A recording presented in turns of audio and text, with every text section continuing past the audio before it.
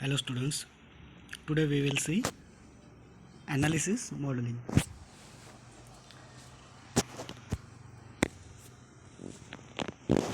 In the first one, requirement analysis. तो requirement analysis क्या होता है? Requirement analysis consists or specifies software operational characteristics, indicates software interface with other system elements, establishes constraints that software must meet. मतलब requirement analysis क्या करता है, आप क्या ऑपरेशनल कैरेक्टरिस्टिक्स क्या है,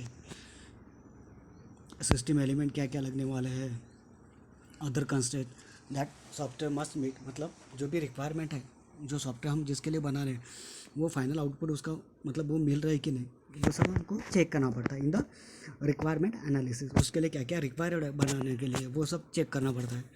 requirement analysis allows the software engineer to elaborate on the basic requirements established during the earlier requirement engineering task. वही मतलब कोई भी कोडिंग वगैरह डिज़ाइनिंग स्टार्ट करने से पहले उस सॉफ्टवेयर के लिए क्या क्या क्या लगने वाला है, ये सॉफ्टवेयर इंजीनियर को पहले से पता होना चाहिए क्या क्या रिक्वायरमेंट है.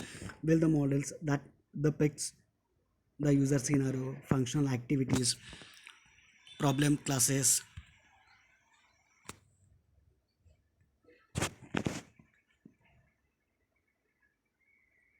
and their relationships, systems and class behavior and the flow of the data as it is transferred.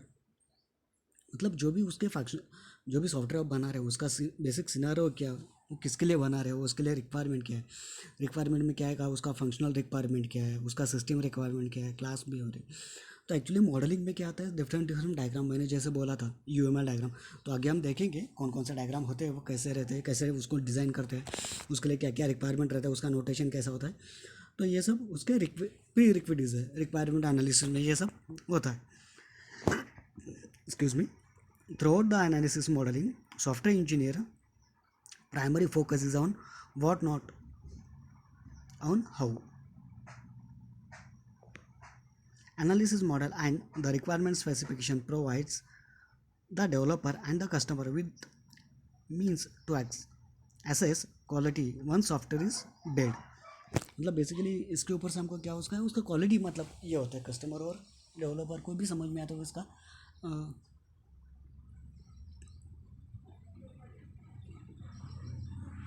उसको कैसे बनाना है, उसको क्वालिटी कैसा होना चाहिए, उसमें रिक्वायरमेंट जो है वो फुलफिल कर रहा है क्या.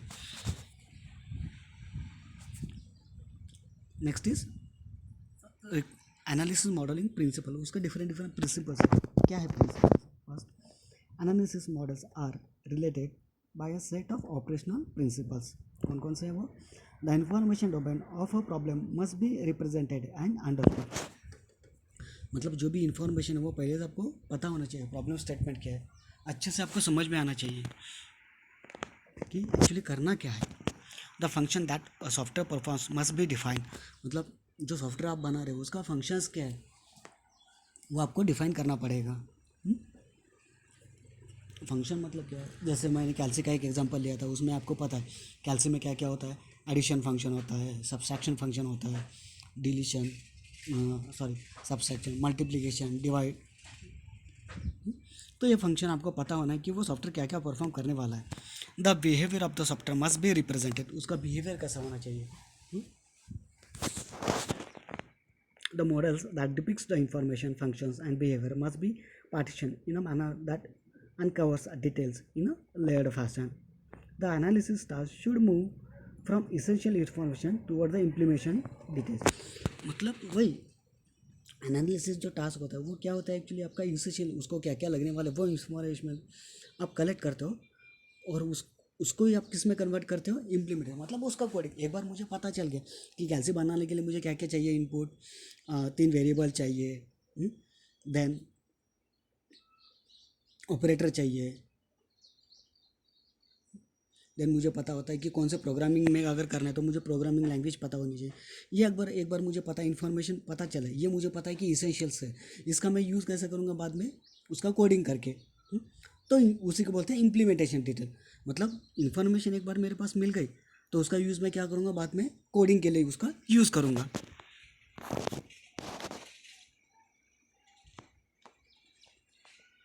Information domain encompasses that the data flow into the system, out of the system and store data store.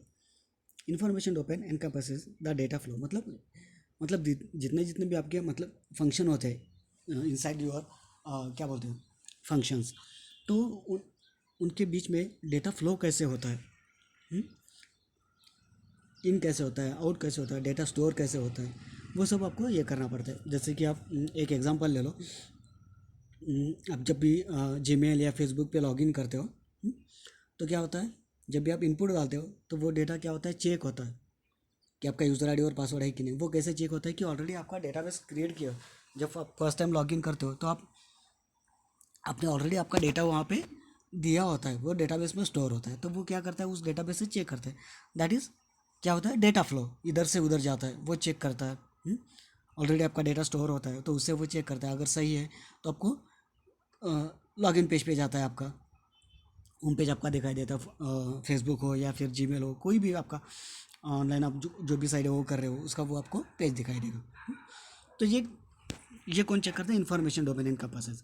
Then functions provides direct benefits to end user and also provide internal support for those features that are user visible. मतलब एक बार आप function जिसका एक बार आप मतलब login कर गए, अगर आपका यूज़र आईडी और पासवर्ड जैसे जीमेल और फेसबुक का अगर यूज़र आईडी पासवर्ड आपका अगर सही है तो आप क्या करते हो, उसके अंदर जाते हो. मतलब आपका होम पेज भेजते. मान लो आप जीमेल एक्सेस कर रहे हो तो जीमेल में आपको क्या दिखाई देगा, इनबॉक्स दिखाई देगा. तो आप क्या कर सकते हो, जीमेल इनबॉक्स एक उसका फंक्शन हो गया, आप उसको यूज़ कर सकते हो. आपको अगर किसी को मेल भेजना है वो एक आपका फंक्शन है, आप वो भी यूज़ कर सकते हो. तो ये फंक्शन प्रोवाइड करता है. एक बार आप लॉगिन कर गए तो ये सॉफ्टवेयर का काम है. Then behaviour driven by its interaction with the external environment. Behaviour मतलब आप एक जगह से दूसरी जगह कैसे मूव करते हो एक फंक्शन के थ्रू दूसरे. एग्जाम्पल भी आपका एक input provided by the end user, control data provided by an external system and monitoring data. तो ये उसका एक एग्जाम्पल बोल सकते हो.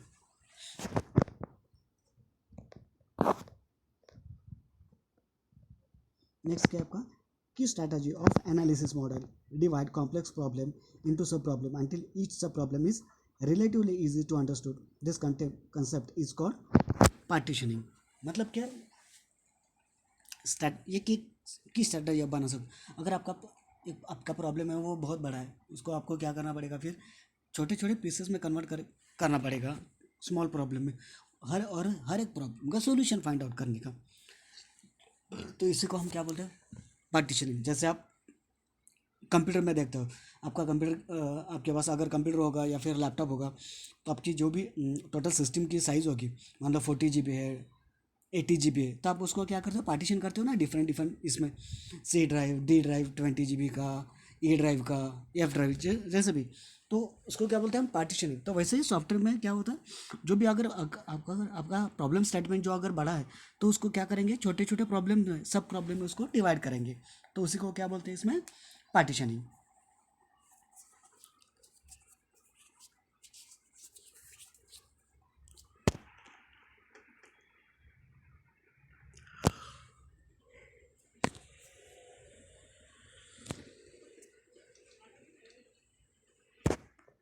नेक्स्ट क्या है उसके ऑब्जेक्टिव्स. एनालिसिस मॉडल के ऑब्जेक्टिव्स क्या है.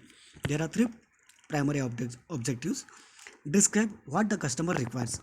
बेसिकली हम एनालिसिस क्यों करते हैं, बेसिकली फाइंड आउट करने के लिए कि यूज़र को एक्चुअली कस्टमर को क्या रिक्वायर है. Second, establish a basis for the creation of the software design. तो जो मुझे सॉफ्टवेयर बनाए उसका बेस क्रिएट करना है. Divides a set of requirement that can be validated once the software is built. और एक बार सॉफ्टवेयर बनाने के बाद उसको टेस्टिंग करने का. तो these are some analysis objectives. क्या है, first find out the customer requirement, then create a basis of software creation, and third one devise a set of requirements which validates your software once it is created. It bridges the gap between the system level description that describes overall system functionality and software design. तो इसका use किसके लिए होता है, तो basically bridge gap, अगर कुछ gap अगर होता है तो वो रिमूव करने के लिए. गाइडलाइंस क्या है उसके, graphics should be used when ever possible. Graphics जो मतलब जीओ है आपका, differentiate between the logical and physical consideration. Logical मतलब आप लॉजिकल क्या कर रहे हो, और फिजिकल उसके लिए क्या यूज़ कर रहे हो, क्या मतलब हार्डवेयर वगैरह ऐसे। Develop a way to track and evaluate user interface. जो आपका जीव है उसको ट्रैक करना है कि वो सही ट्रैक पे है कि नहीं।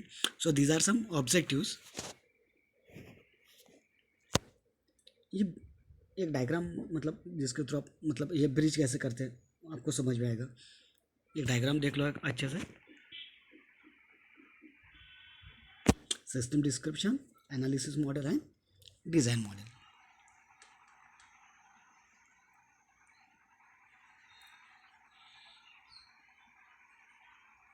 तो बेसिकली ये क्या करता है, दोनों के बीच का जो गैप बोलते हैं, ब्रिज, ब्रिज की तरह काम करता है system description and your design model के बीच में।